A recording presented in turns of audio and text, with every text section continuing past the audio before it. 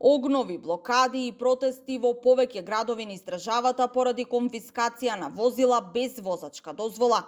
Лица погодени од мерката за одземање возила без положен возачки испит протестираа во Штип, Кочани, Струмица, Прилеп, Битола и Ресен поради одземањето на нивните возила, согласно членот 297 од Кривичниот законник за безобзирно управување со моторно возило. Во Штип група на граѓани запалија гуми на улица, пошто интервенираше против пожарната служба со цел да го изгасне огнот и да овозможи нормализирање на состојбата. Во Кочани граѓаните се собраа во населбата Трајаново Трло. Во Битола пак беше блокиран магистралниот пат кон Ресен кај населбата Бајер, пошто протестот продолжи и денеска низ градските улици. Заедничкиот мотив на сите протести е незадоволството од одземените возила, кои, како што велат граѓаните, им биле основно средство за работа и извор на екзистенција за нивните семејства. Значи сакаме правилата како што ни беа, сиромаштијата како што се теравне, без возачки со регистрирани коли, значи сакаме истото тоа да ни го продолжа.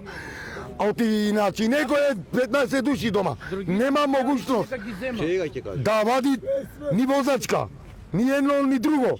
Како прво, и не сме ни школовани ромската нација, значи бараме истото да ни го донесе како што си бевне. Кај да му најменije по 2000 евра дода да уча да ваѓа возачка дозвола. Со 5000 социјално, дали струја да паќаме, дали возачки да ваѓа децата.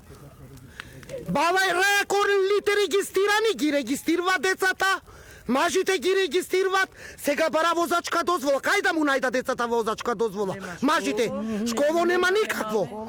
Шо правда е ова во Македонија? Секој ден ќе има протести. Некој ако ми земи возило, да знаете ќе има и тепачки убиства. Значи ама од утре ако ми го земиме на полицијата возилото, ќе има проблеми. Значи ако мавате и ние ќе почнеме да маваме. На полицијата. Дали е така? Немало нарушување на јавен ред и мир на синокешните протести на граѓаните во повеќе градови во земјава, соопштија денеска од МВР за 24. Оттаму не одговорија дали има повикани лица на информативен разговор по јавната закана за убиства и тепачки, доколку им биде одземено возило. Туку кратко посочија дека МВР во координација со јавното обвинителство презема соодветни мерки и активности за понатамошно постапување. За сите видови на протести и собири на граѓани, Министерството за внатрешни работи, како и досега, така и во иднина, ќе одговори согласно своите надлежности во насока на обезбедување на стабилен јавен ред и мир. Инаку во текот на вчерашниот ден, јавни собири на граѓани се одржаа на патниот правец Ресен-Прилеп, во Струмица, Прилеп, во Ресен, Штип, Кочани и сите завршија и се одржаа без нарушување на јавниот ред и мир. Премиерот Христијан Мицкоски пак денеска информираше дека од полицијата побарал жесток одговор за секој што го прекршил законот, се заканувал или го загрозил јавниот ред и мир во текот на вчерашните блокади.